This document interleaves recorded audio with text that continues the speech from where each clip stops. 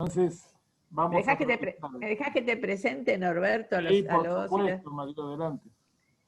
Bueno, Norberto Liski, un amigo, colega y compañero de muchos años de trabajo, es médico, pediatra social, fue entre 2003 y 2007 vicepresidente del Comité de Derechos del Niño, preside Defensa de Niños, Niñas Internacional, sección Argentina, y el Comité para la Defensa de la Ética, la Salud y los Derechos Humanos, CODECER. Es profesor asociado a la cátedra del Premio Nobel de la Paz, Adolfo Pérez Esquivel, Derechos Humanos y Cultura de Paz en la Facultad de Ciencias Sociales de la UBA. Es titular de la Cátedra Libre de Derechos Humanos y Participación Ciudadana en la Universidad Nacional del Nordeste, director de la carrera de especialización en Educación, Políticas Públicas y Derechos de Niños, Niñas y Adolescentes en la Universidad Pedagógica Nacional y docente del Instituto Interamericano de Derechos Humanos.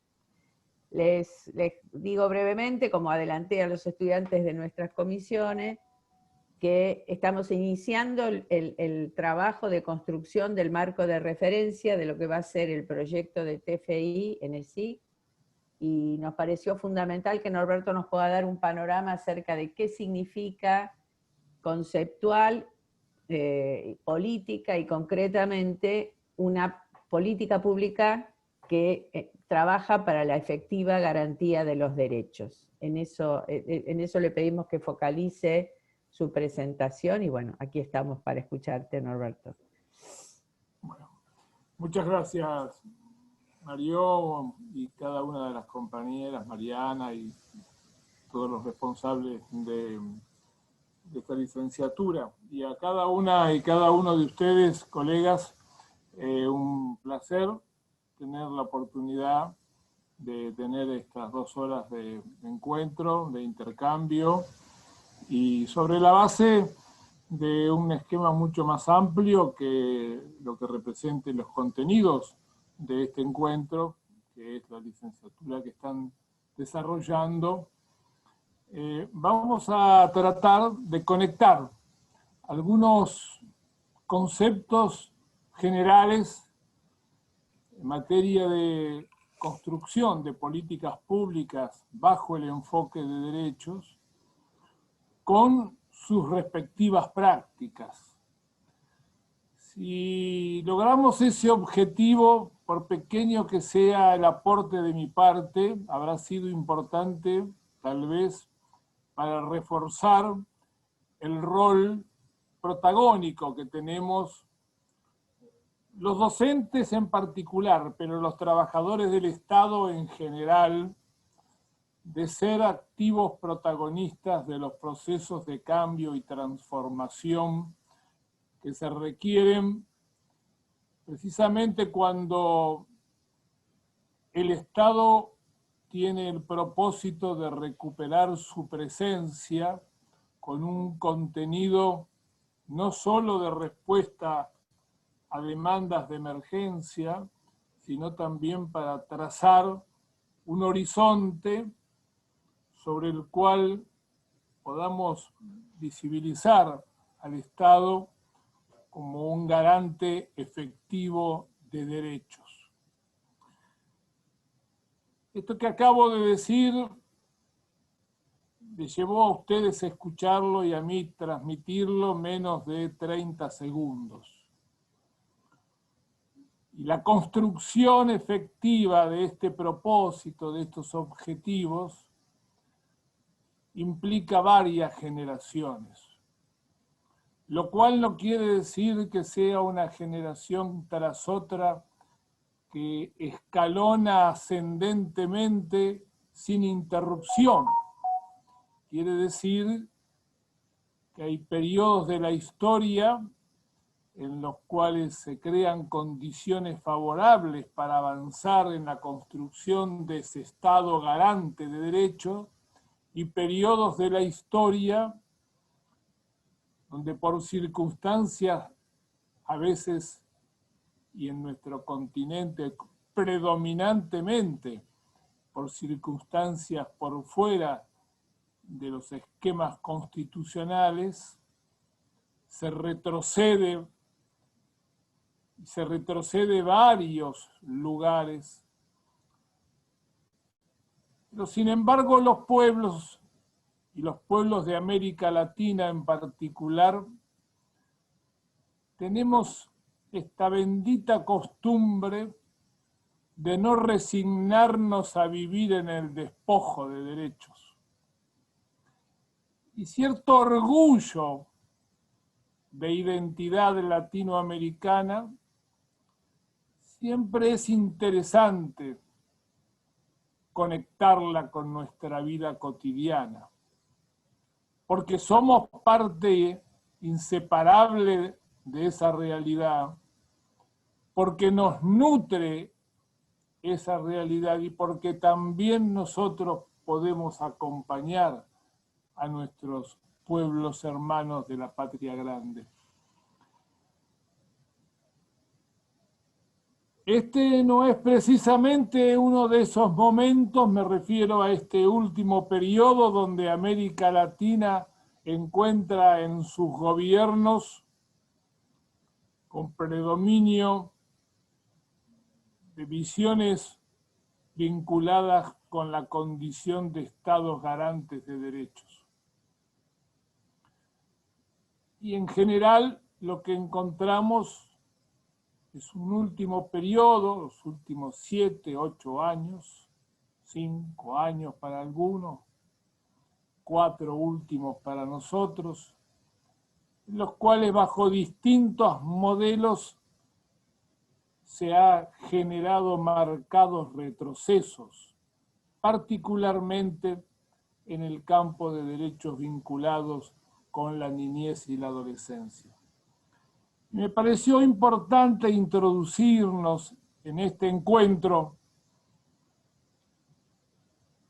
empezando por mirarnos desde adentro de América Latina con algunas referencias que nos sitúen qué implica un periodo de retroceso, cómo se manifiesta un periodo de retroceso.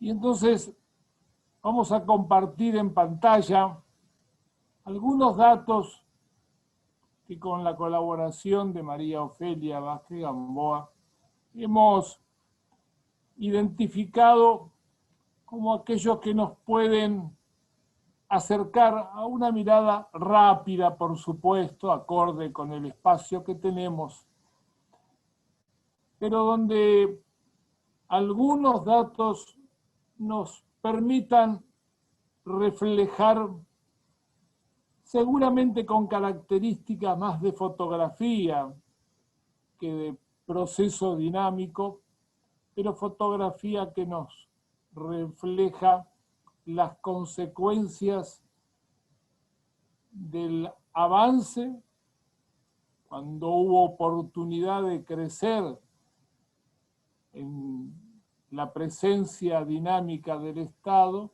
y los retrocesos que le sucedieron cuando cambiaron los rumbos y se consolidaron modelos neoliberales.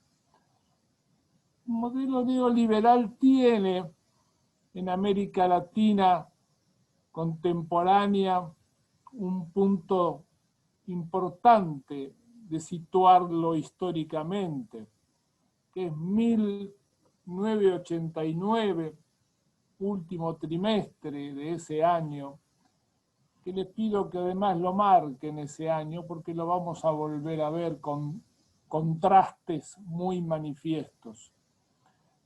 1989 es precisamente el momento en que los estados de América Latina acuerdan lo que se llamó el Consenso de Washington, que marcó para nuestra región cuál iba a ser el modelo económico predominante y al cual los pueblos de América Latina le manifestaron fuertes resistencias, a veces logrando éxitos.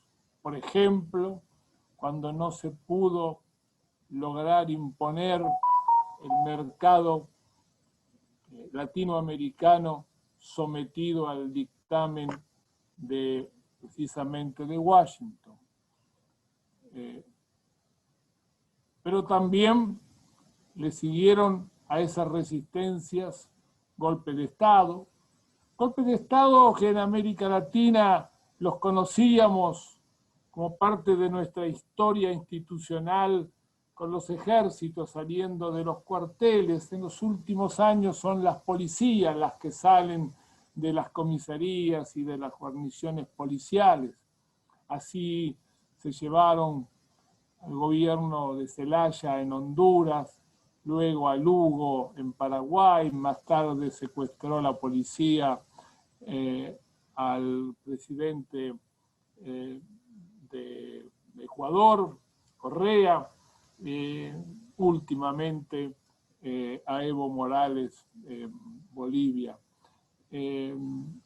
Y tuvimos una alarma lógica, inquietante, cuando hace apenas una semana vimos a la policía bonaerense bajo la justificación de justos reclamos salariales, extorsionar con características altamente violentas a la propia presidencia de la nación. Quiero decir,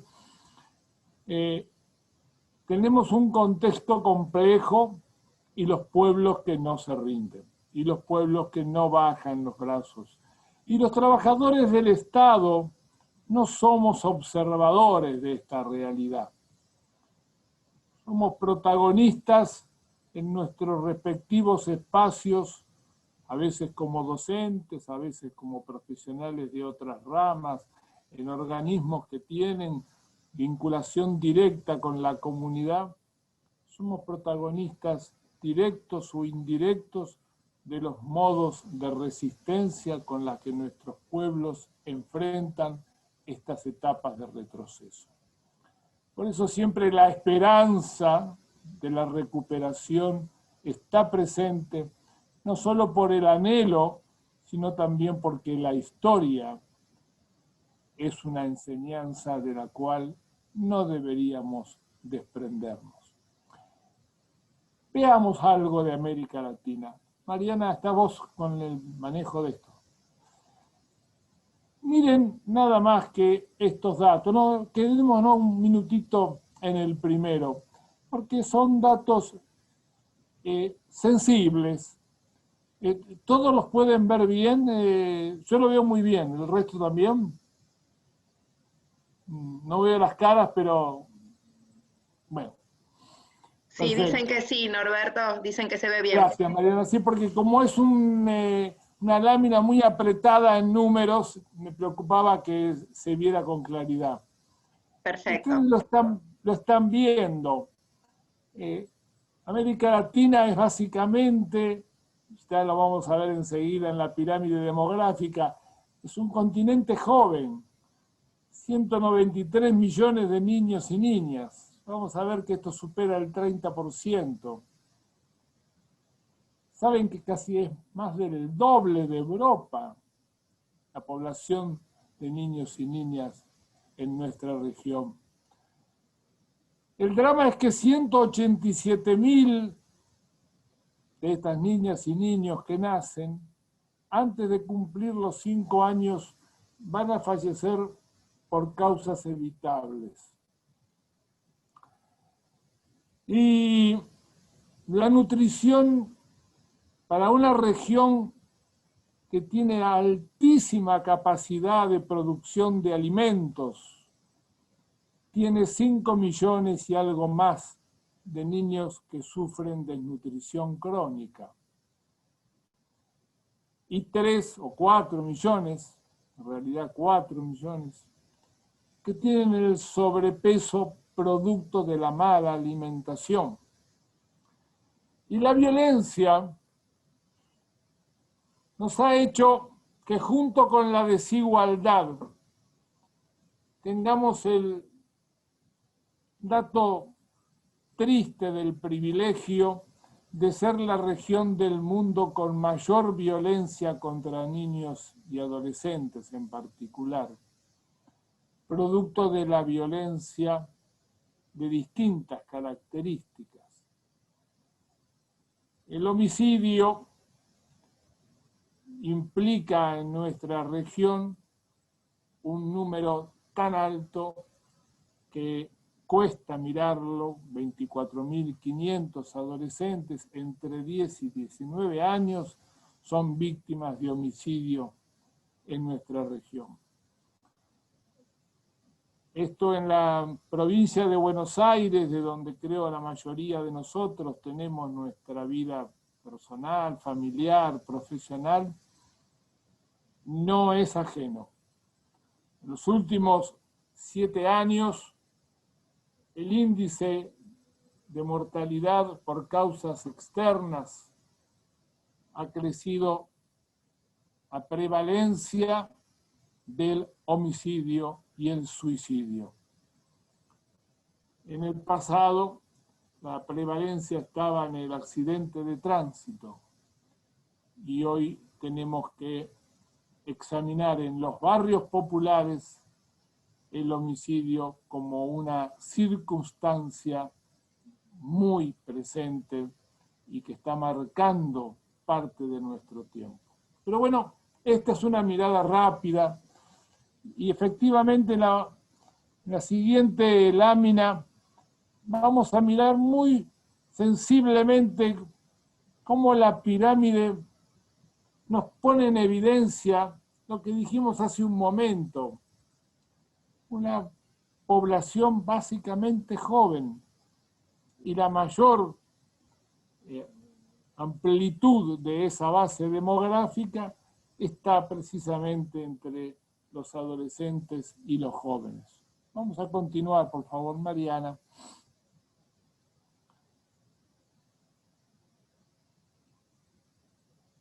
En realidad la malnutrición, cuando la observamos en América Latina como retraso en el crecimiento, es decir, la desnutrición crónica, aquella que pasa casi disimuladamente, que nos habituamos a que los chicos de nuestros barrios populares coman una vez al día, en una comida a veces preparada con el sacrificio, la solidaridad, la organización, el esfuerzo de las organizaciones populares y de las mujeres principalmente, pero al mismo tiempo con recursos que no les permite dar cuenta de una variedad nutricional adecuada, y entonces tenemos también en nuestra realidad el retraso en el crecimiento.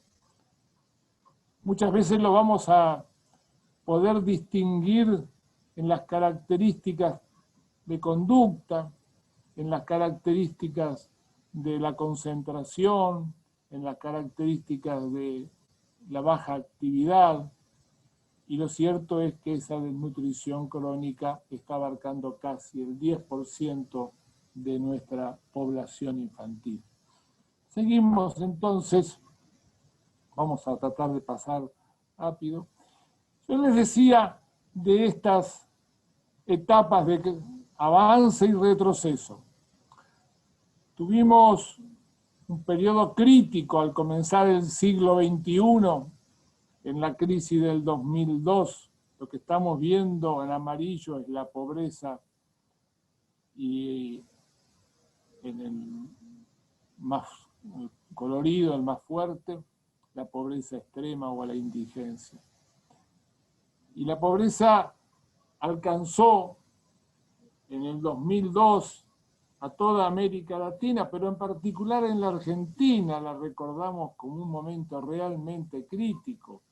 En materia de chicos, en aquel momento afirmábamos que de cada 10 chicos, 7 se encontraban justamente en esa columna amarilla, y que por lo tanto teníamos por delante un gran desafío.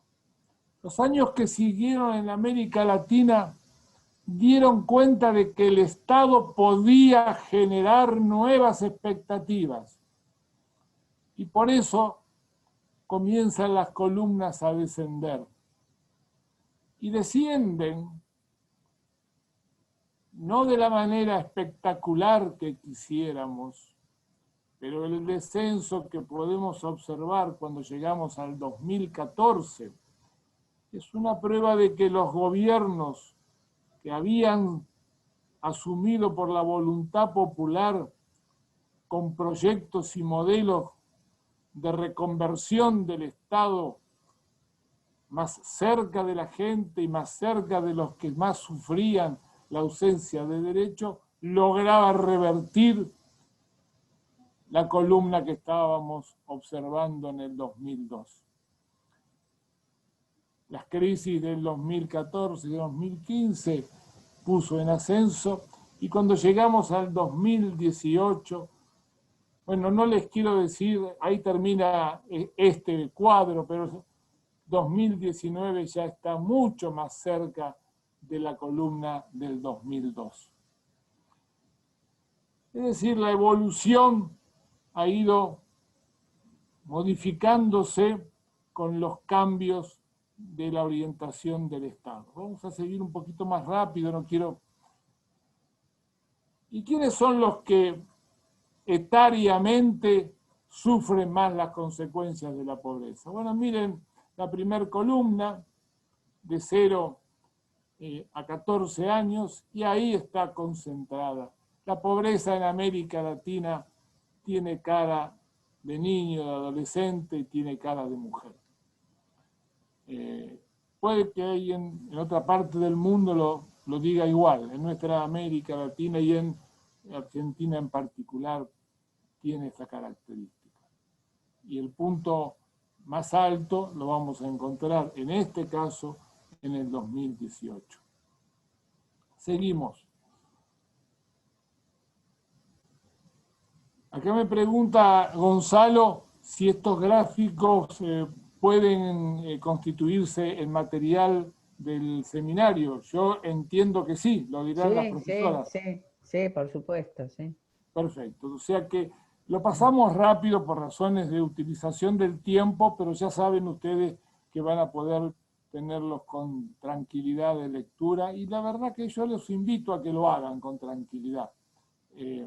Va a ser mucho más útil ustedes analizando estos datos que son de fuentes inobjetables que la explicación que yo pueda estar acompañando. Seguimos entonces con algún otro elemento y nos ponemos en la Argentina a mirar la pobreza, que va a llegar nada más que hasta el 2017.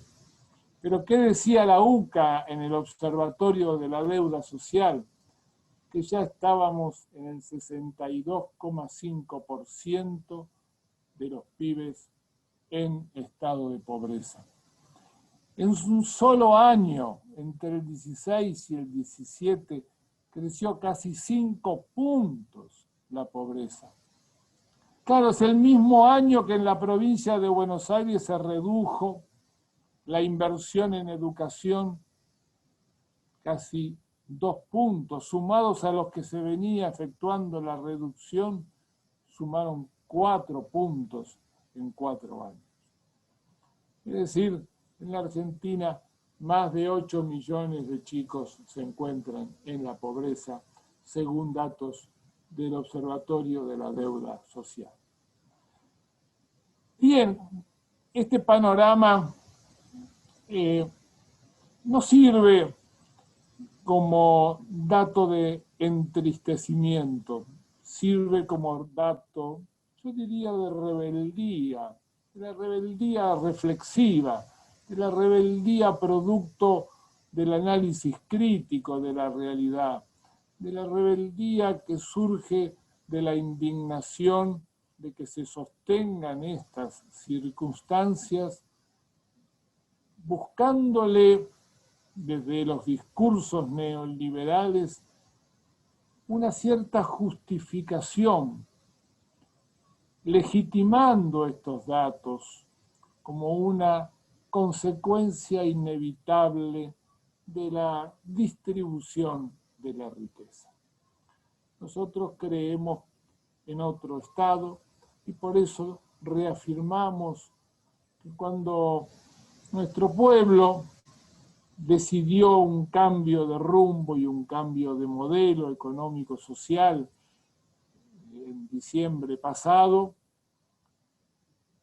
más allá de que hoy estemos atravesados mundialmente por la pandemia y ha hecho que las circunstancias estén dominadas por esta realidad sanitaria, lo cierto es que el pueblo decidió recuperar a través de la expresión democrática el rumbo de un Estado no solo presente, sino presente con condiciones efectivas para recuperar, reconstruir e instalar nuevos derechos.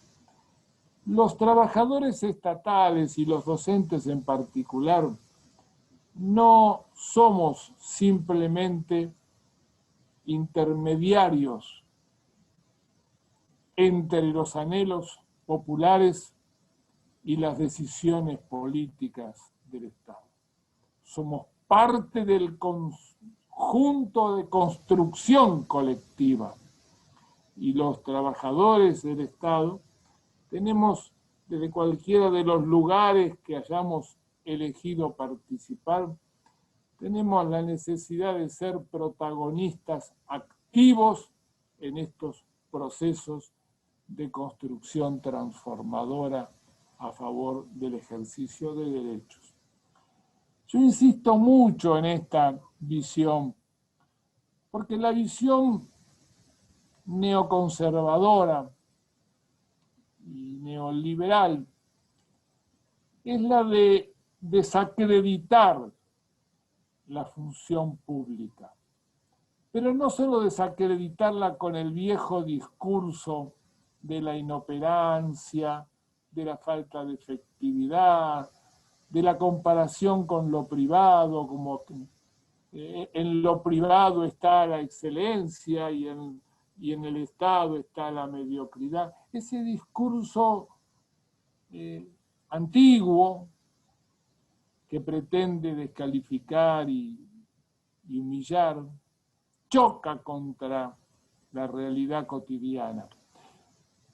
Pero no solamente es importante mantener una visión que permita interpelar ese discurso neoliberal discriminativo, sino que además de interpelar, a nosotros nos corresponde desde nuestros respectivos sitios como trabajadores del Estado ser protagonistas de la construcción de las políticas públicas.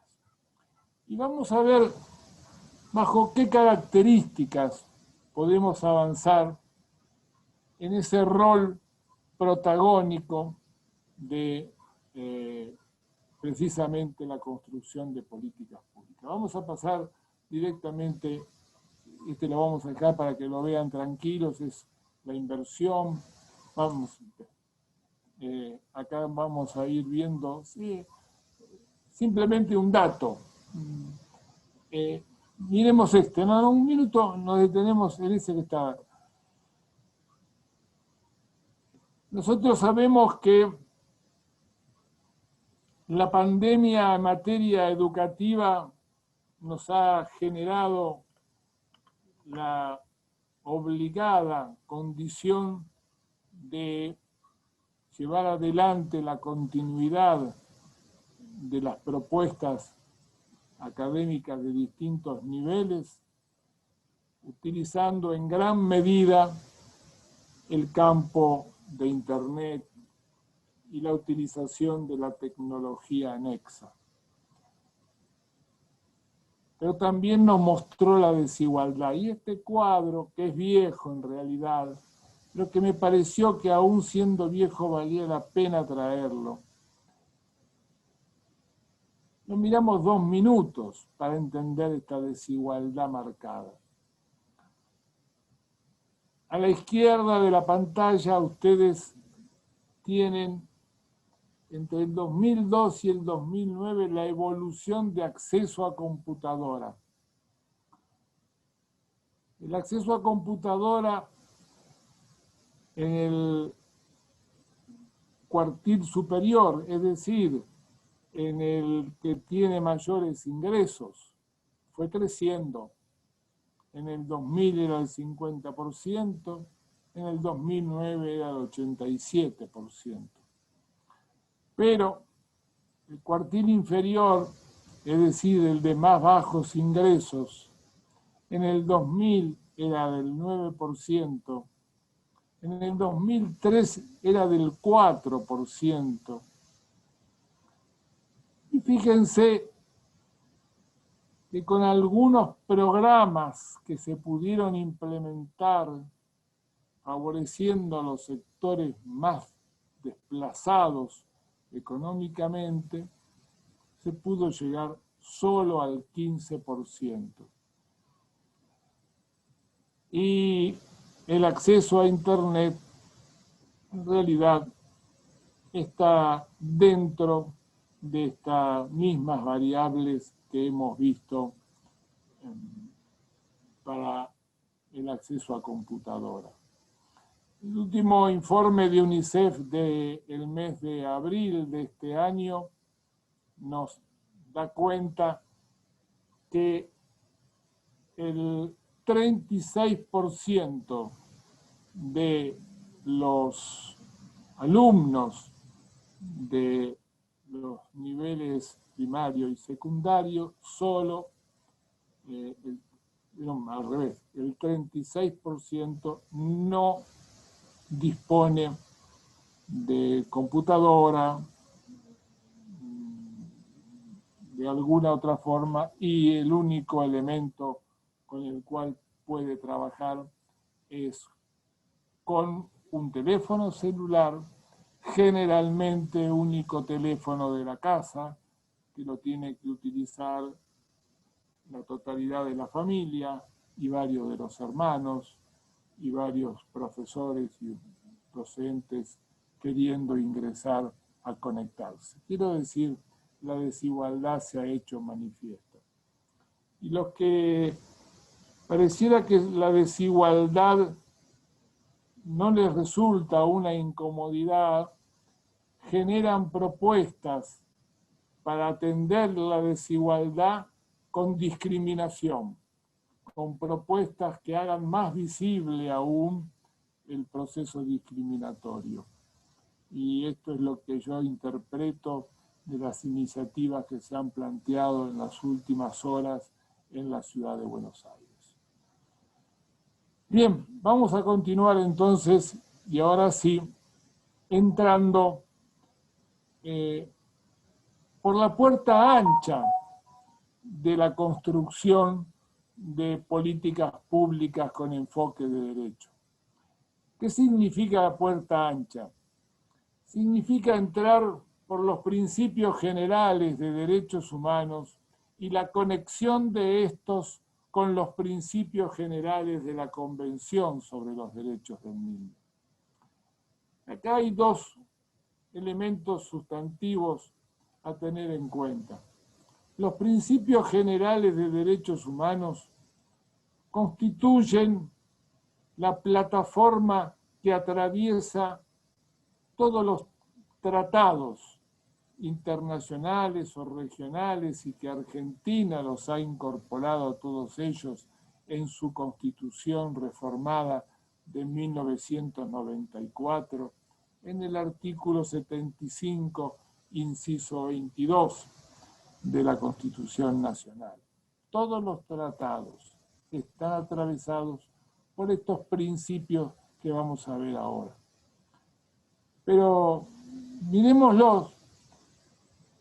En realidad, la universalidad es un componente que claramente dice: un tratado se aprueba pensando en todas y todos los hombres y mujeres del mundo, cuyos estados están dispuestos a ratificarlos. Una vez que los ratifican, se obligan, se generan condiciones de exigibilidad en la aplicación de los mismos. Pero que sea un principio no implica que su aplicación es automática. El segundo gran principio es que los derechos humanos deben ser analizados no en su parcialidad, sino en la integralidad.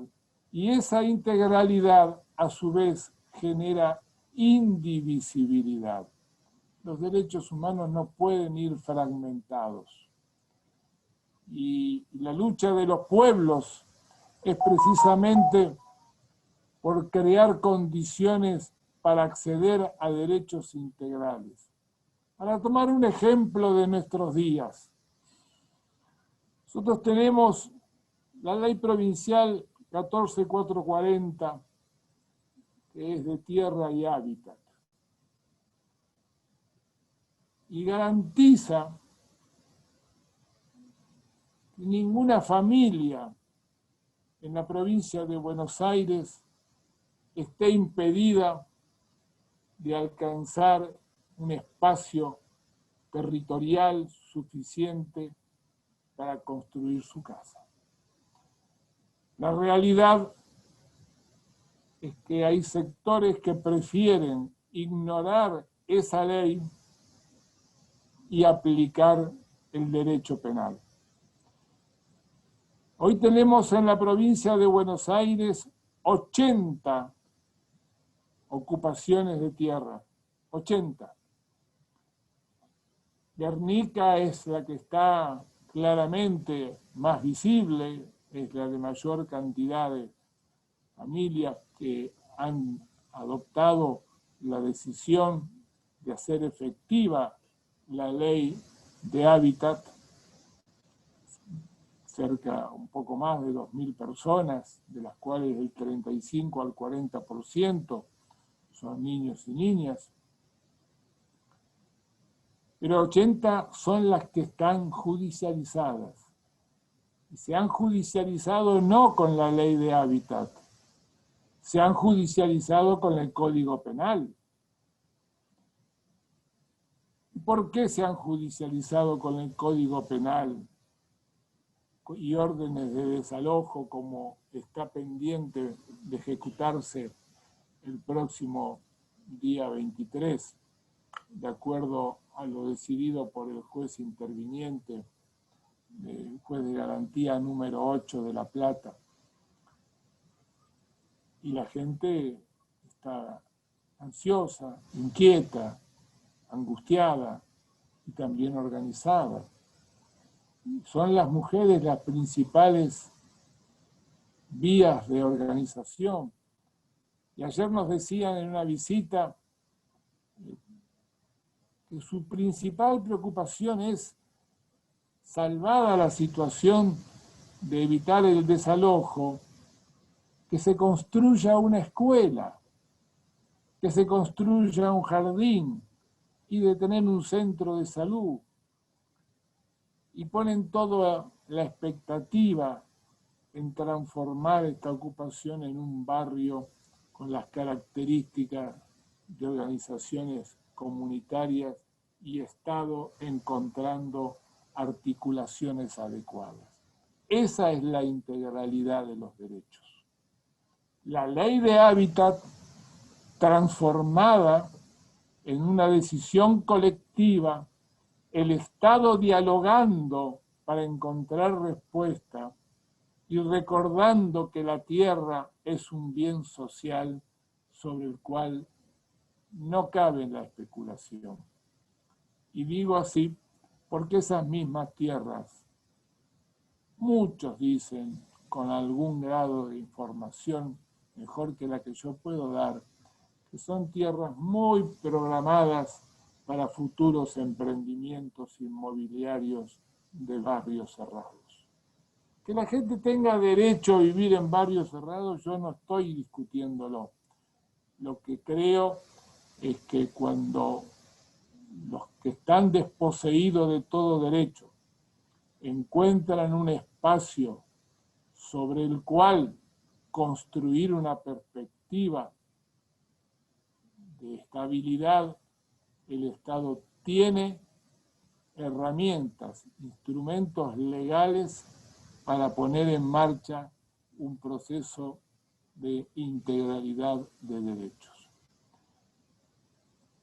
Y el tercer punto del principio de derechos humanos es la exigibilidad. Por eso los derechos humanos empiezan a ser tales una vez que están legitimados en la norma legal.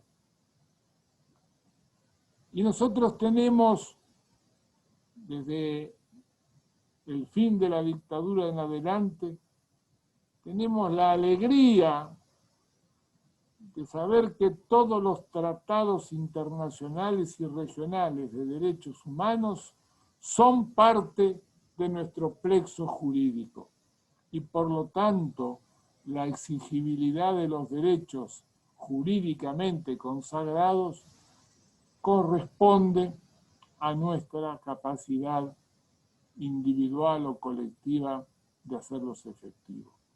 Y el cuarto punto como principio de derechos humanos es que no oculta cuáles son sus reclamos, cuáles son sus logros y cuáles son, en todo caso, las políticas que se van a implementar, y la rendición de cuentas está efectivamente como uno de los factores que deben estar determinados.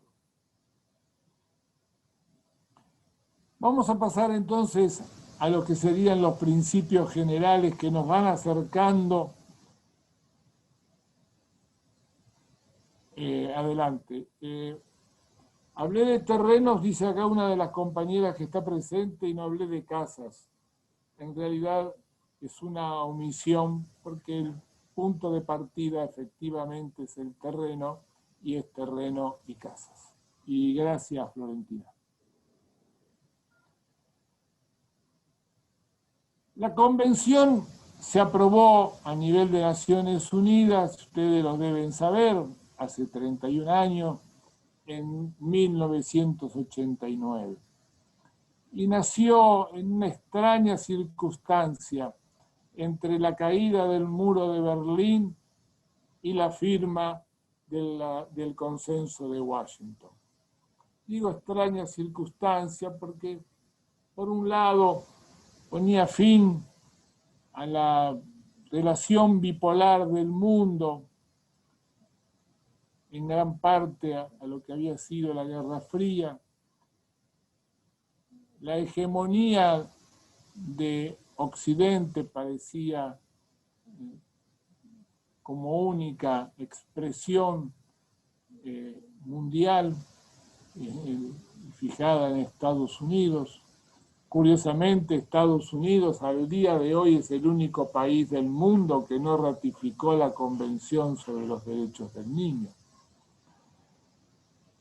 Y esta convención, que se aprobó entonces, Argentina a su vez la ratificó al año siguiente con una ley nacional 23849, tiene estos 4 principios generales. Ustedes los están viendo, y sobre cada uno de ellos, podríamos decir, se atraviesa el conjunto de los 54 derechos que están expresando este Tratado de Derechos Humanos. Me permito detenerme en uno de ellos, y tal vez sea la piedra angular de la construcción de las políticas públicas bajo el enfoque de derecho. Es el derecho de los chicos, niños, niñas, adolescentes a ser escuchados, a ser tenidos en cuenta, a tener participación, y que eso efectivamente representa tal vez uno de los aspectos más significativos de lo que podríamos dar en llamar que la Convención vino a generar un nuevo contrato social entre el Estado, la niñez, adolescencia, la familia, la comunidad. Ahora, si nosotros pensamos en términos de un nuevo contrato social entre básicamente el Estado, que es el garante de estos derechos consagrados en la Convención, y la relación con la participación de los niños, niñas y adolescentes,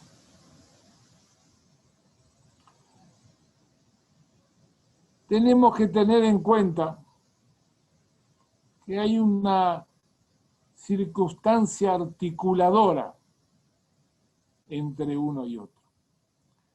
Y la circunstancia articuladora básicamente son los educadores, somos los educadores. Quienes tenemos el privilegio de actuar en la intersección entre el Estado como garante de derecho y el requerimiento de niños, niñas para que sus derechos sean ejercidos, efectivamente nos da nuestra condición de educadores o de otras profesiones que conviven en la cotidianeidad de nuestra niñez y adolescencia.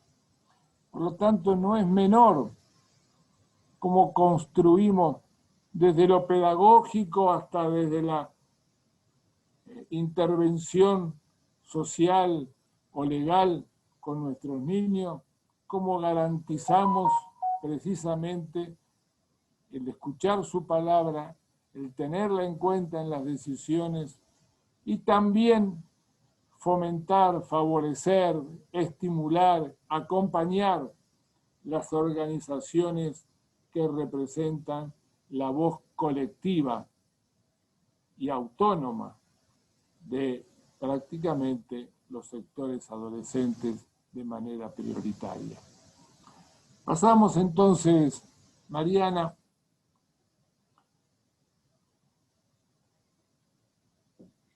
al siguiente. Algo me pasa cuando abro el chat, Norberto, porque estoy leyendo los comentarios, que cuando quiero pasar la filmina algo se me detiene, pero tarda un ratito más, un poquito de paciencia.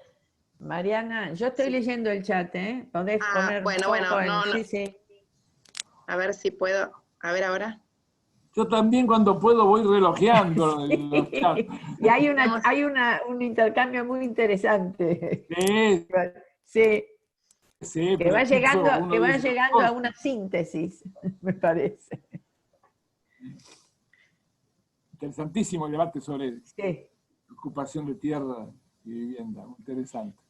Bien, ¿podemos seguir o...? Capaz que voy a... La ponemos un poco nerviosa, Mariana. Voy a interrumpir y vuelvo a conectarla. Voy a dejar de compartir y volver a compartir, si me permiten, porque no sé por qué no puedo avanzar. Y de paso me da la oportunidad de que yo las mire un poco y ustedes también podamos mirarnos de frente. A ver ahora.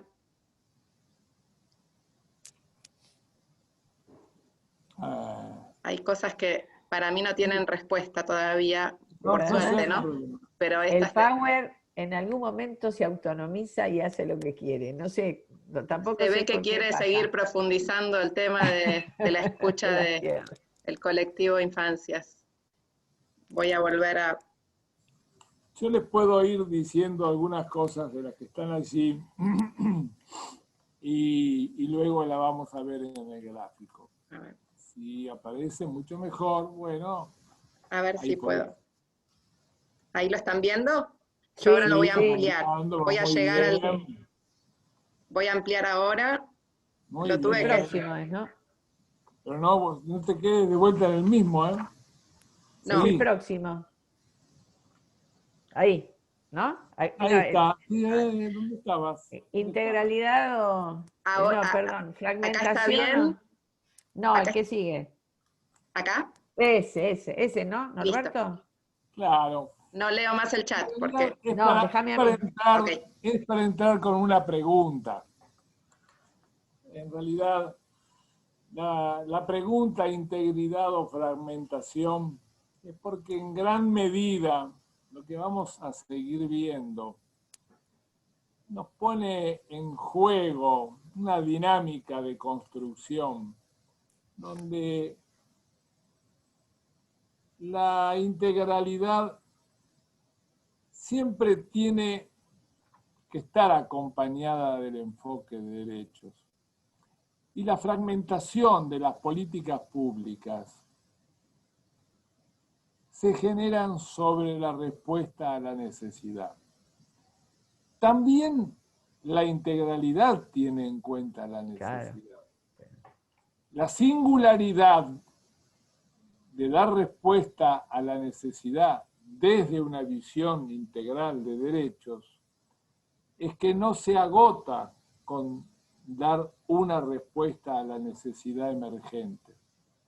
La tiene en cuenta, la asume, pero también asume las causas que han generado esa necesidad y por lo tanto no agota su intervención el Estado con una respuesta inmediatista necesaria, pero a su vez profundizando en la causalidad de las mismas. Pero además la integralidad tiene en cuenta ese cuarto componente que ustedes veían hace un momento, que es el reconocimiento no de aquel que es beneficiario del Estado, sino aquel que es copartícipe del Estado en la resolución de su necesidad en un proyecto global o integral. Y ahí, en ese espacio, el protagonismo de los agentes del Estado, sean educadores o de otras profesiones, tenemos una enorme posibilidad de ser facilitadores y también una enorme posibilidad, pero ocurre muy escasamente, de ser obstáculos, por no poder encontrar las claves que conecten las estrategias del Estado cuando éste se propone actuar en función de los derechos y la expectativa de la comunidad y sus organizaciones por mirar con integralidad la realidad de sus necesidades en una perspectiva estratégica. Y ahí en ese espacio, en el medio de esa flecha, se juega gran parte de la capacidad transformadora de cada uno de nosotros en nuestros respectivos roles, particularmente de educadores. Seguimos entonces. Esa figura no pretende más que confirmar que la integralidad también se debe dar cuando identificamos las normas legales sobre las cuales se sostiene lo que podríamos llamar la construcción de las políticas públicas con enfoque de derecho dentro de un sistema de promoción y protección integral de derechos.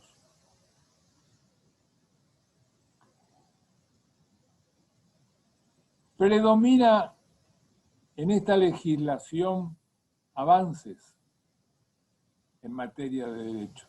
tanto en la Ley de Promoción y Protección Integral, la Ley de Educación Nacional o las leyes complementarias, y en este caso fijada en la Ley de Educación Sexual Integral. Podrían ser otras muchas.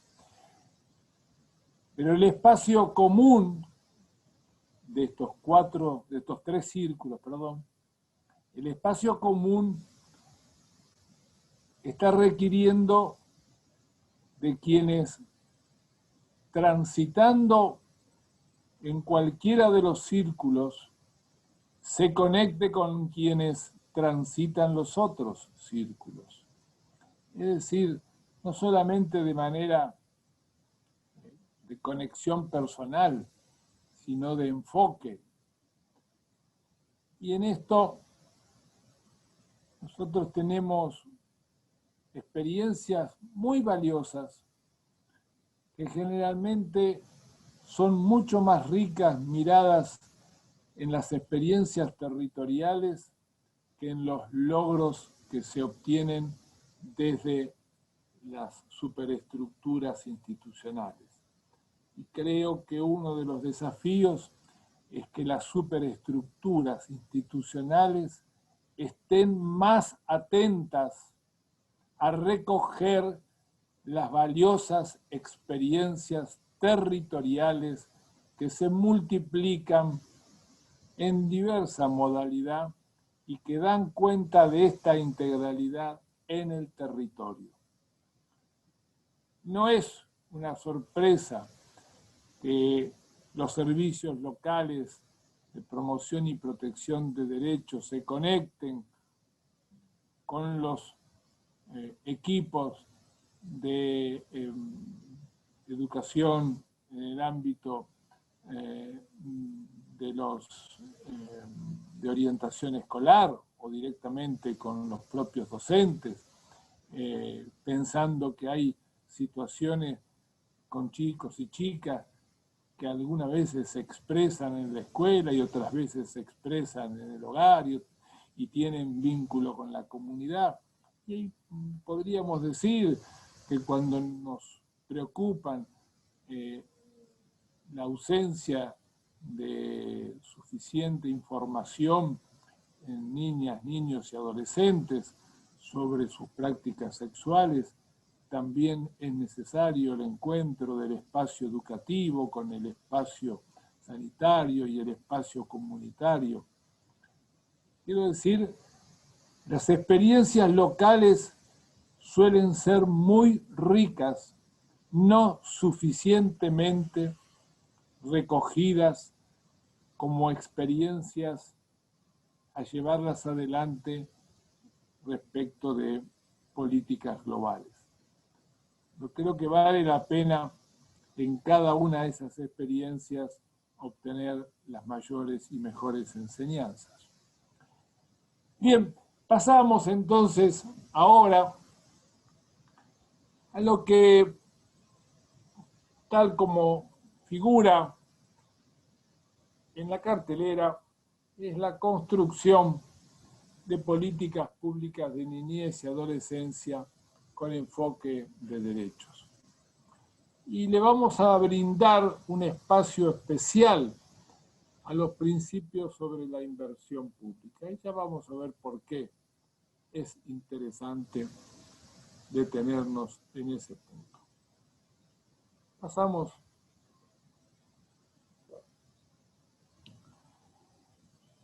Yo los invito a que se tomen 2 minutos para leer estos 8 puntos. Seguramente no van a encontrar nada que les resulte ni ajeno ni novedoso.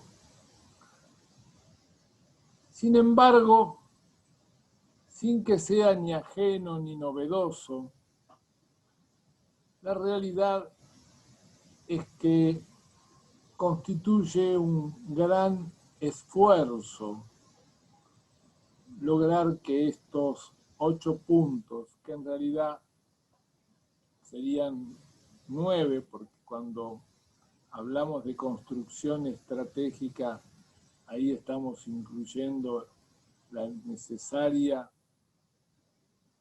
posibilidad de desarrollar los diversos programas de formación continua, de capacitación según los niveles de quienes participen y que constituye parte de la construcción estratégica. Esto que ustedes están participando en esta licenciatura, no tengo duda de que la incluiría como parte de este componente de construcción estratégica. Más allá de que por supuesto está en juego también, lógicamente, las aspiraciones personales, profesionales, de superación y de mejoramiento. Pero es parte de las obligaciones del Estado crear las condiciones, precisamente como en este caso de la universidad pública, de abrir los espacios de la formación continua y que ésta no implique ninguna modalidad de limitación para quienes desean acceder a la misma. ¿Por qué arrancamos con el concepto de plan de acción? Todos ustedes en algún momento han participado de un plan de acción local, más amplio, vinculado con el ejercicio de su profesión o en funciones de carácter más ejecutivo. Lo cierto es que una de las características del enfoque de derechos es que la planificación, no aquella que se limita a un cumplimiento formal de determinada o determinado requisito administrativo, sino aquella que proviene de ir reconociendo prioridades en materia de derechos, que es capaz de establecer un amplio arco de participación de diversos actores de la comunidad y de los protagonistas activos de la estructura institucional, y que por lo tanto va representando una planificación participativa que, si bien atiende a lo inmediato, también está desarrollando perspectivas estratégicas. Plan de acción sin participación de los actores sociales es un plan de acción que, además de tener muchas posibilidades de irse debilitando en el transcurso del tiempo, difícilmente sea efectivo en su implementación. En cambio, los planes de acción que provienen de espacios de construcción colectiva son construcciones de muy difícil retroceso. Son parte de la identidad de una comunidad. Se instala en sus registros de derechos conquistados y por lo tanto podrá tener momentos de mayor o de menor oportunidad de desarrollo, pero sigue perteneciendo a sus logros y por lo tanto encontrará en algún momento el modo de llevarlos adelante. Plan de acción, por lo tanto, implica participación, implica reconocimiento de realidades implica estudio de la realidad, mirada crítica sobre la misma, reflexión y mirada propositiva. ¿Por qué mencionamos la legislación? Antes algo dijimos, porque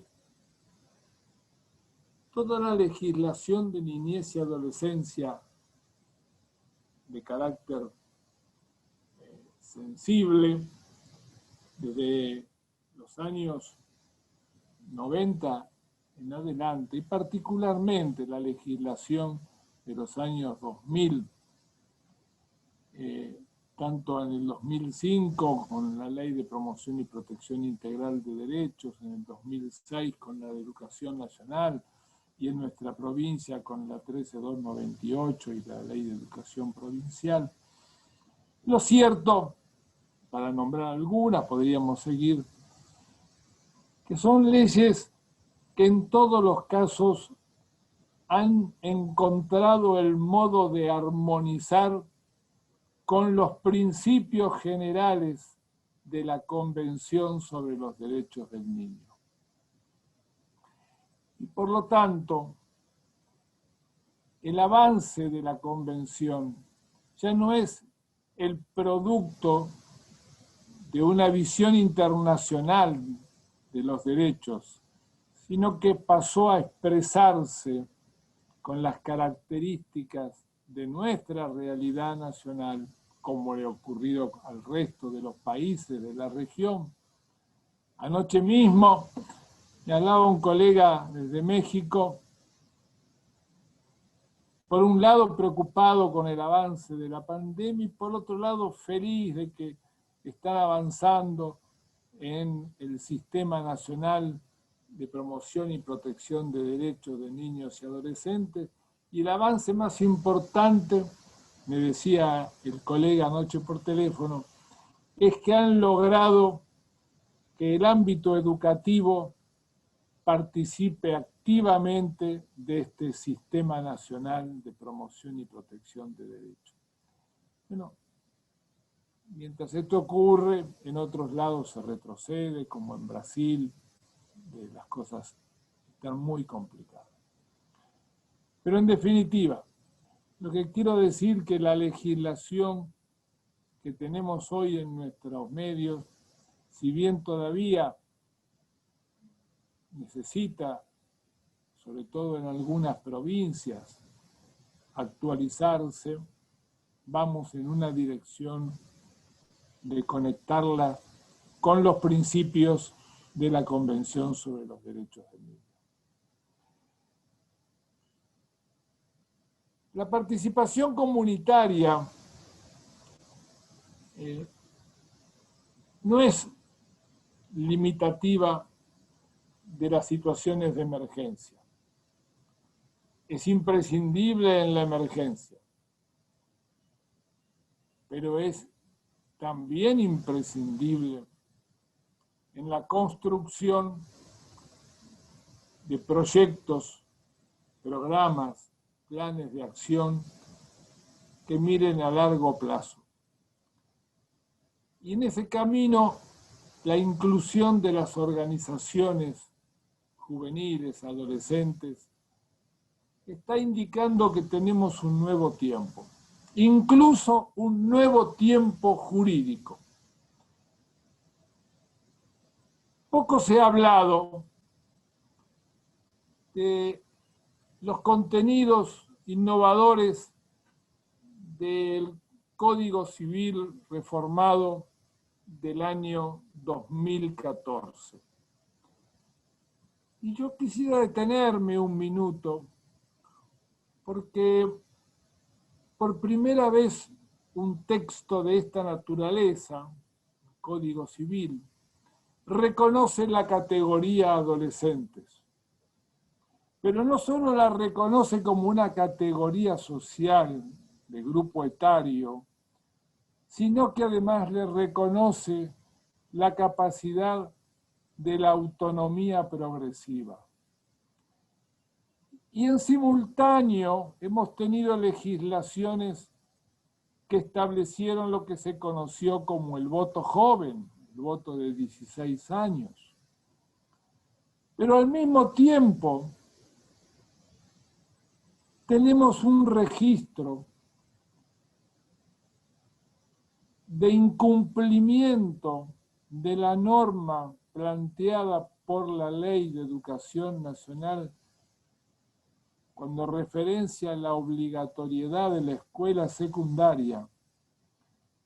Y hoy por hoy, aunque no tengamos la posibilidad de considerar en términos de precisión de datos cuál es el sector de adolescentes que se está alejando de la escuela secundaria, podemos casi afirmar que a partir de los 16 años, sin completar, por supuesto, la escuela secundaria, casi la mitad se aleja de las aulas. Hoy no sería de las aulas, sería del sistema virtual. Y allí tenemos un doble desafío. Por un lado, el incumplimiento de la ley, pero lo más grave es el acostumbramiento que se nos puede ir generando de que ese sector, por pobreza, por dificultades, porque no hemos hecho los cambios suficientes del sistema educativo para adecuarlo a la variedad de realidades, nos acostumbramos y naturalizamos que un sector de la adolescencia en su pobreza incluye la exclusión del sistema educativo. Este es uno de los grandes desafíos que tenemos por delante. El acostumbramiento, la naturalización de esta realidad. Y cada una y cada uno de nosotros, cuando hablamos de la rebeldía frente al incumplimiento de derechos, también estamos hablando de este incumplimiento de derechos. Y pongo énfasis en esto, porque venimos de un periodo en los cuales hubo profunda aceptación de esta realidad. Se explicitó, se descalificó a la escuela pública, se dijo que los jóvenes pobres no tendrán nunca acceso a la universidad, se dijo que estaban de más las universidades en el conurbano, se dijo que caer en la escuela pública era poco menos que el desperdicio o era la situación que nos estaba esperando como descarte de las mejores opciones. Hoy tenemos, porque eso vino acompañado además, no solamente de características de discurso, vino acompañado de reducción de presupuesto y vino acompañado incluso de un intento por legitimar este proceso utilizando nefastamente los avances en el campo de la investigación de la neurología. Y se utilizó a la neurociencia como un campo destinado a justificar el discurso político segregador de los jóvenes pobres del sistema educativo. Karina Kaplan, entre los muy buenos investigadores pedagógicos, en su análisis sobre este tema, supo decir en su momento que con el uso de las neurociencias y el concepto meritocrático que acompañaba a esta visión, en realidad se terminó por pretender explicar la pobreza como que ésta estaba en el cerebro y no en la distribución injusta de la riqueza. Más aún, se lo proyectó al sistema penal y entonces se dijo que los jóvenes cometen delito porque tienen insuficientemente desarrollado el lóbulo frontal. Ahora, si tienen buenos recursos y no cometen delito, quiere decir que han desarrollado su lóbulo frontal. Un desastre. ¿Pero está instalado el debate? Sí, está instalado el debate. ¿Somos parte de un debate? Sí, somos parte de un debate. Y somos la primera línea de defensa de estos derechos de niños y adolescentes, y particularmente de los adolescentes jóvenes.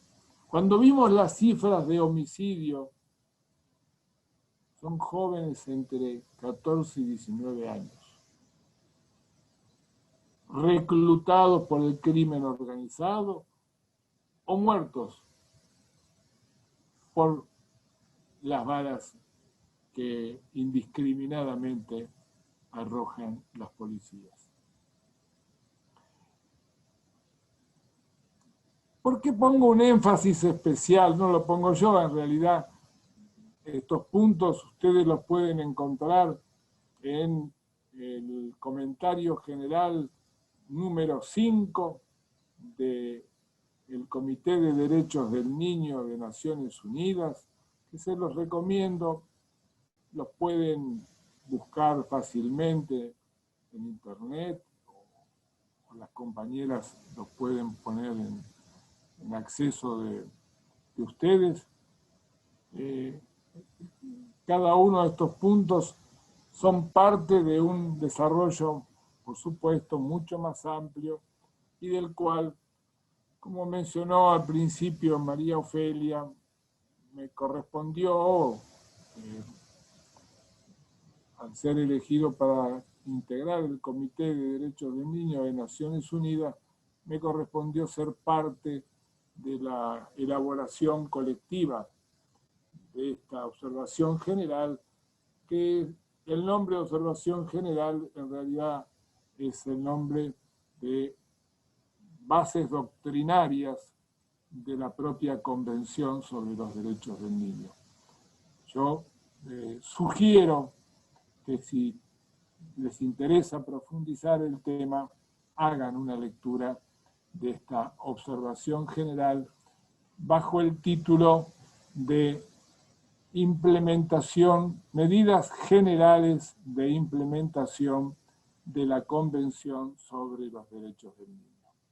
La van a encontrar fácilmente en las páginas del Comité de Derechos del Niño de Naciones Unidas, o bien la van a encontrar en las páginas de UNICEF.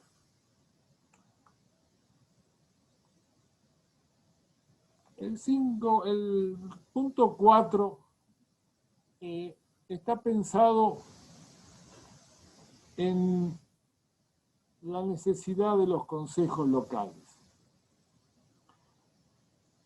En la provincia de Buenos Aires, donde creo que la mayoría de ustedes ejercen sus respectivas profesiones, yo mencioné hace un momento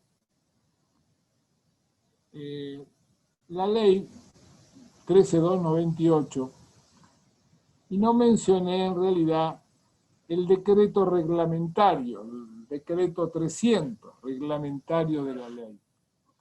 En el decreto reglamentario se determina la constitución de los consejos locales.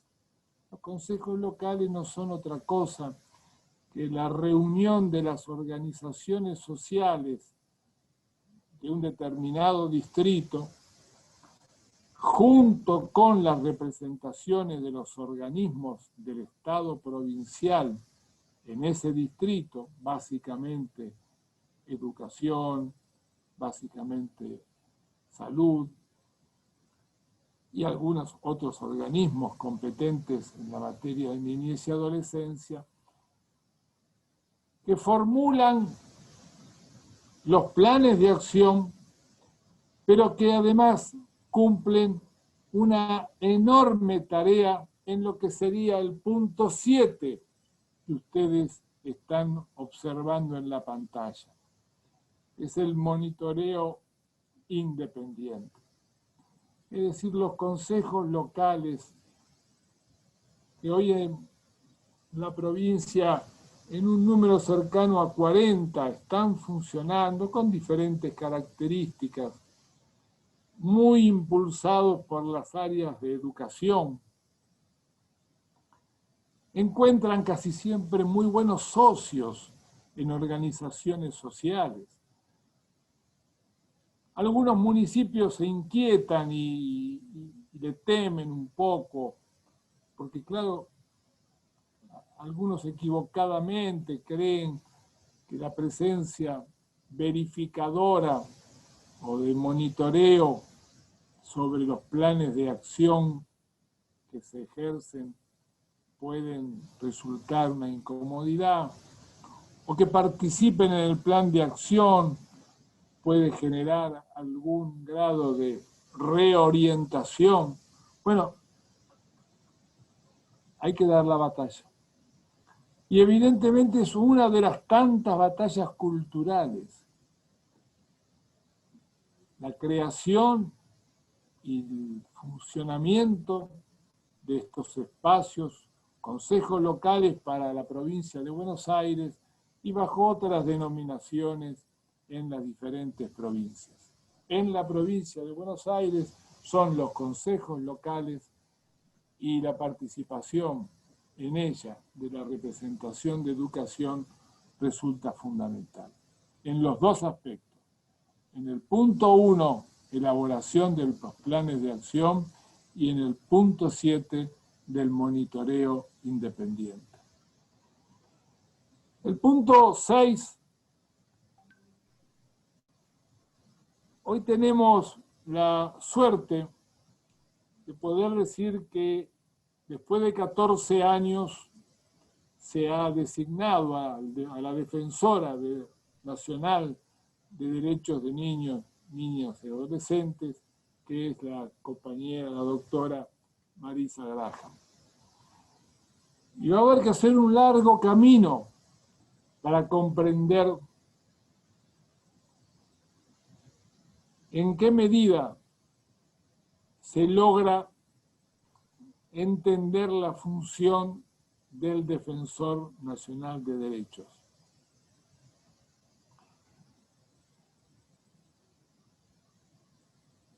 Y volvemos para la ocupación de tierras en Guernica. En el día de ayer, tengo acá en el teléfono, en el día de ayer, el juez federal al cual hice referencia,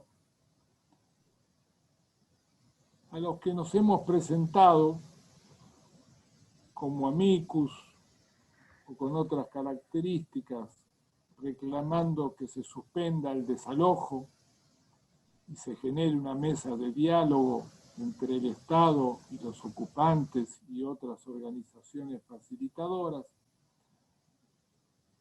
Hemos presentado escritos en ese sentido y también lo presentó la defensora de derechos de niños, niñas y adolescentes. En el día de ayer, precisamente,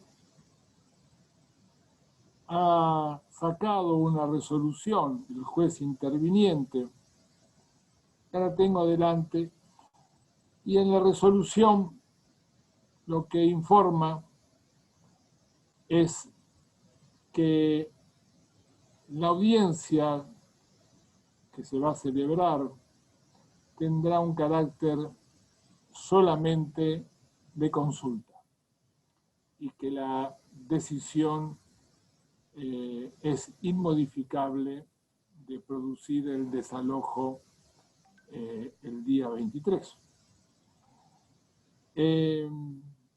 Invita a esa audiencia, que es de consulta, de escucha, y sobre el contenido de su resolución, señala la intervención de la defensora pidiendo el aplazamiento de la ejecución del desalojo en razón de la gravedad que implicaría para centenares de niños y niñas, y el juez responde que no es tenida en cuenta la solicitud de la defensora. No sorprende en todo caso, pero las atribuciones de la defensora son de carácter constitucional. Habrá que seguramente entender que estamos bajo nuevos modelos y nuevas instituciones. Y así como dije en un principio que el problema de las 3.800.000 familias que están en la inseguridad del hábitat y que necesitan tierra y techo, no se resuelve con el derecho penal, sino con la ley de hábitat en todo caso, y con políticas públicas concretas.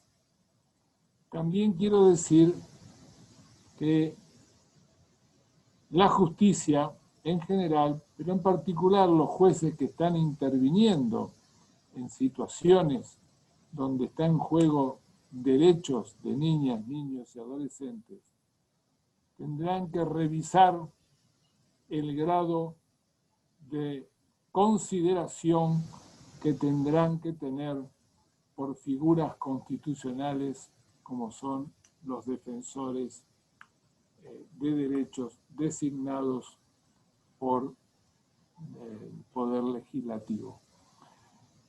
Pero parte de esto es el debate que tenemos por delante.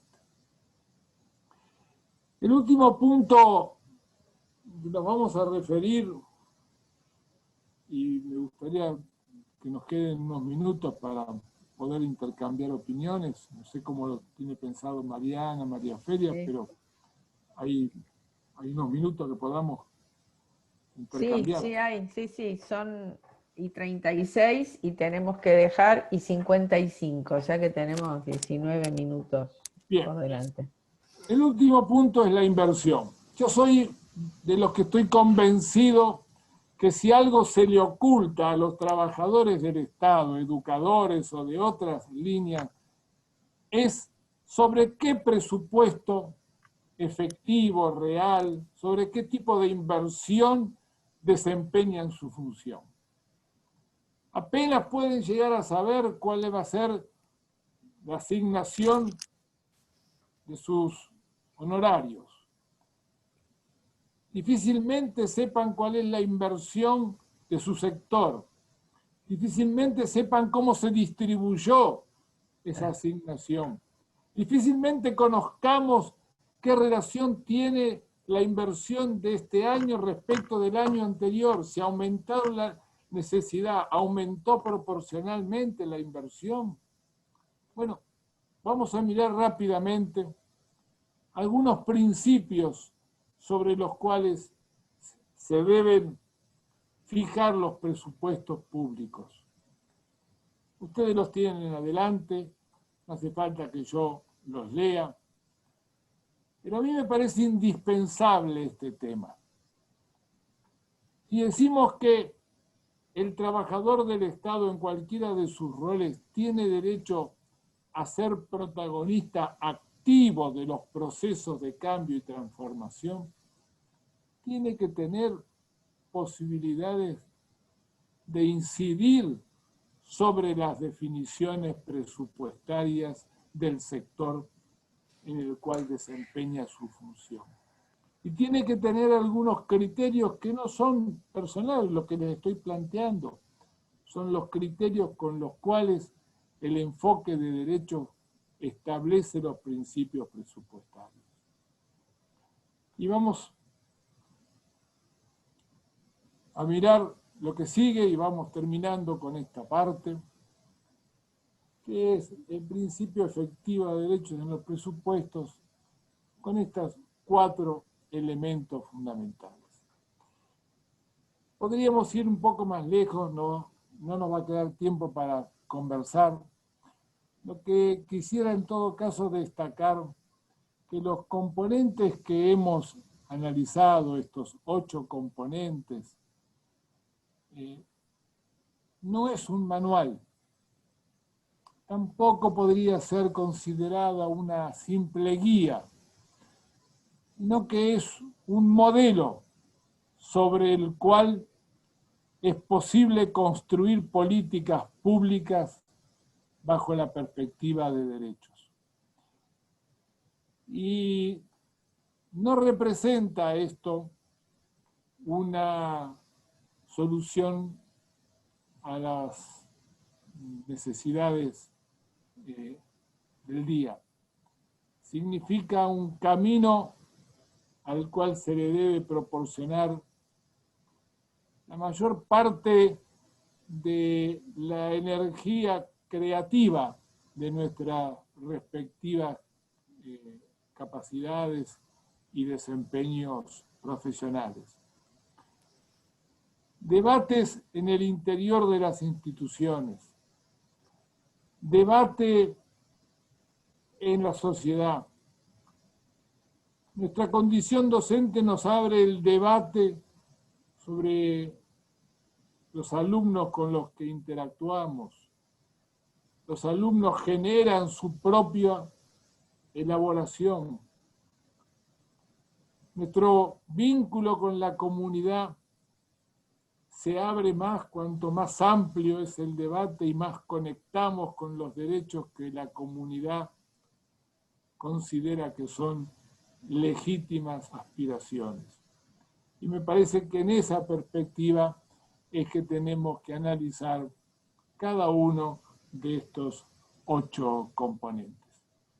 Bueno, si les parece, nos detenemos acá y como he visto que hay 99 chats, debe haber mucha oportunidad de escuchar la opinión de ustedes. Y desde ya, muchas gracias por la atención que han prestado a esta primera parte que obligadamente es un monólogo. Aunque no es mi mejor estilo el monólogo, pero las condiciones son estas. Muchas gracias. ¿Les parece que abramos un espacio? Hay mucho contenido y mucho comentario en el chat, pero nos parece que es más rico que sean ustedes quienes de algún modo levanten la mano y le podamos ir dando la palabra para hacer algún comentario, una pregunta.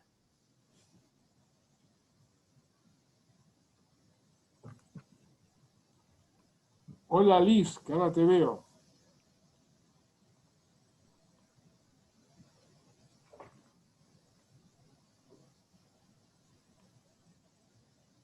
Pueden ser preguntas, pero también pueden ser opiniones. Aportes, comentarios. Críticas a las que yo haya vertido, ¿no? Por supuesto, ¿no? Les pedimos que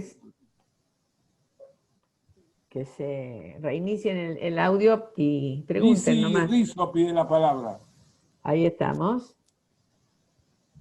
Adelante. El micrófono de Lisi. Vos podés desmutearte, Lisi. Ahí está. Ahí Hola. está, perfecto. Sí, primero no me dejaba, decía que el hospedador no me lo permitía, ahora sí. Era verdad. Hola, buenos días a todos. Sí, quería hacerle una pregunta a Norberto. En lo que acabo de escuchar, que me pareció sumamente interesante y enriquecedor, está muy en línea con lo que nosotras veníamos planteando como objetivo para investigar en nuestro trabajo de ESIC. Y dijo algo como que las experiencias territoriales que se viven son muy valiosas y enriquecedoras, pero que lamentablemente no son, o que todavía no se pudieron llevar a nivel macro a políticas públicas.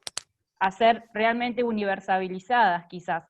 Se viven como experiencias muy territoriales y específicas de un sector en alguna localidad y demás. Me gustaría preguntarle, con su vasta experiencia, ¿cómo propondría quizás llevar eso a un nivel por ahí más amplio? Gracias. No, es una muy buena reflexión, Lizzy. Yo creo que hay varios caminos. Posiblemente yo puedo dar cuenta de algunos de esos caminos. Pero es un camino seguro de doble vía. Es un camino que necesita que la que resulte como construcción territorial logre conectarse con la definición de políticas globales y los que definen políticas globales logren conectarse con lo territorial. Ahora, esa doble vía tiene obstáculos. Tiene obstáculos estructurales que le pertenecen a un modelo de desarrollo del Estado con muchísima dificultad para el registro de la experiencia, transformarla en insumo elemental, básico, de su propia elaboración integral global, y una formación académica, que no es menor en este caso, de haber generado generaciones de profesionales que han entendido que la gestión pública y la planificación en particular es el resultado de gabinetes técnicos sin conexión con lo territorial. La formación académica en este sentido está en un proceso de transformación. Yo creo que una de las grandes oportunidades de las universidades de los últimos años es que tiene un modelo pedagógico diferente en la formación, que es la conectividad entre el mundo académico tradicional, aquel que formaba profesionales procurando que tuvieran el mayor enciclopedismo posible, y yo no soy un renegado del estudio y de la investigación, y mucho menos.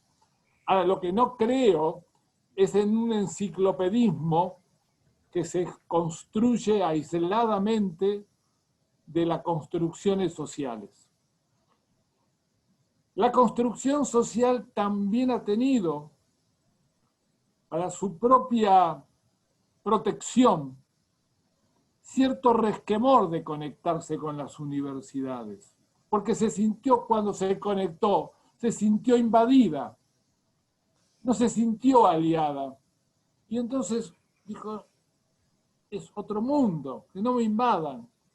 Con lo cual, hay un campo de formación profesional de este tiempo, que a mi juicio es de oportunidad muy grande, de que la formación profesional, incluso la de formación continua, no sean burbujas enciclopédicas.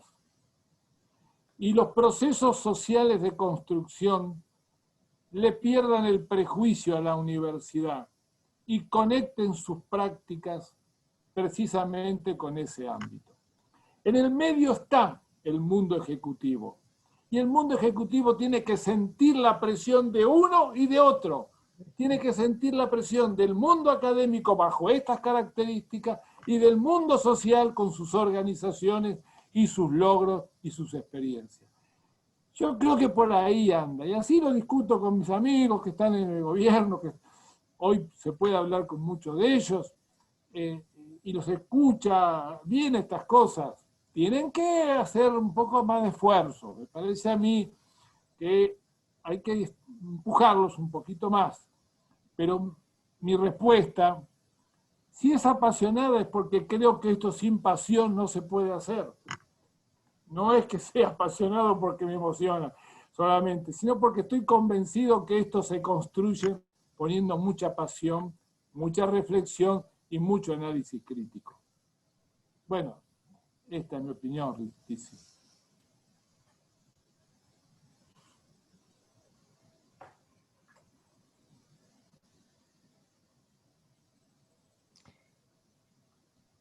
Si hay alguien que, si no, mientras alguien se decide hablar, acá hay una cosa, una pregunta, se fue construyendo en el chat a partir del tema de las tierras y el Estado garante y todo eso que fue sucediendo en paralelo con la exposición.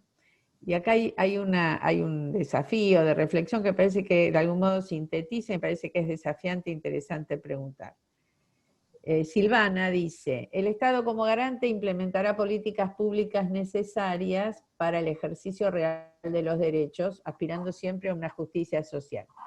Y plantea algo que pareciera ser una pregunta. Quitarle los hijos a las familias en casos de que los derechos de los niños se encuentren vulnerados por padres tales como abuso, violencia, hacer culpables a los padres de la situación social y económica, me parece que nos hace perder el foco. Antes había dicho Tania, hay que discutir no si hay que sacarle los pibes a una familia vulnerada, sino cómo se distribuyen la riqueza y las tierras.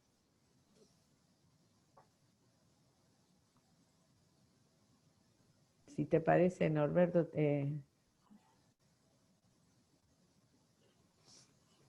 Y en realidad ahí lo que está planteando la colega es que aún persisten modelos que provienen de lo que fue el patronato y las leyes tutelares.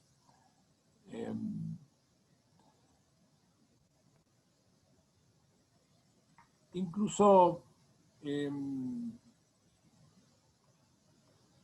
cuando está en juego el tema de violencia en la vida cotidiana de una familia,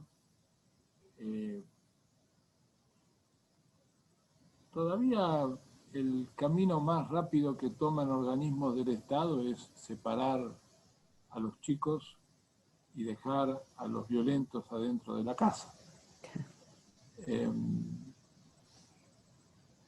Esto sigue siendo una modalidad prevalente. Entonces me parece que allí, en ese punto, si escuché bien la preocupación, hay necesidad de producir cambios muy notables. Ahora el Estado en esto tiene a su vez que mirar integralmente. Mire, volviendo al tema Guernica, ayer, ¿qué es lo que nos decían buena parte de las mujeres con las que se conversó en la toma? Yo vine acá con mis hijos saliendo de la violencia del compañero. Violencia que tiene que ver, a su vez, que él no era violento hasta hace un tiempo. Quedó sin trabajo, no pueden pagar el alquiler, se volvió violento. Primero alcohol, después violencia, después no hay freno.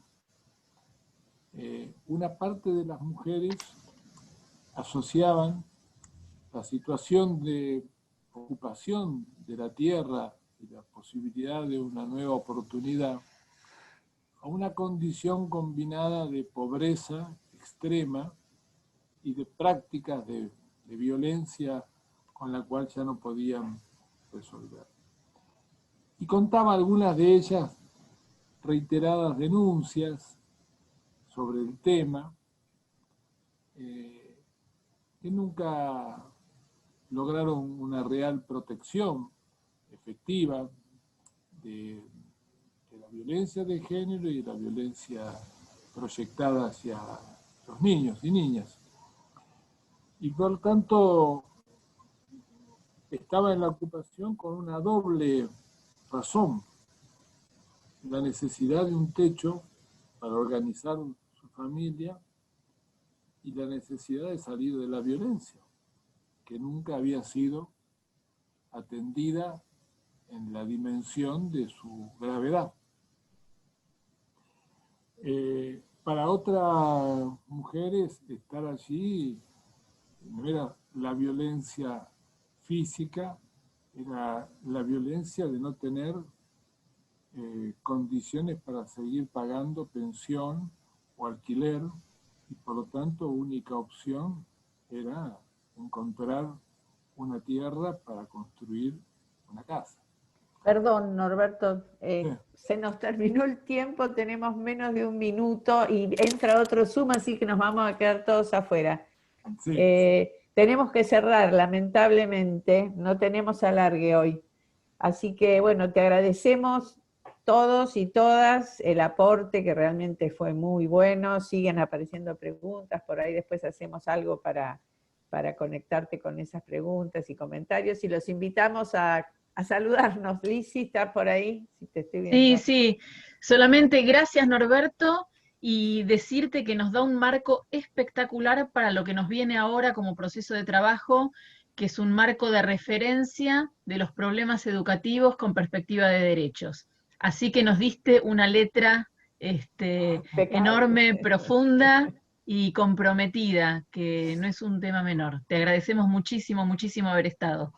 Bueno, gracias, Alicia. Gracias a cada uno de ustedes, colegas. Un gusto esta mañana haber compartido. Que estén muy bien. Muchas gracias. Gracias, Norberto. Gracias, muchas gracias, Norberto. Hasta luego.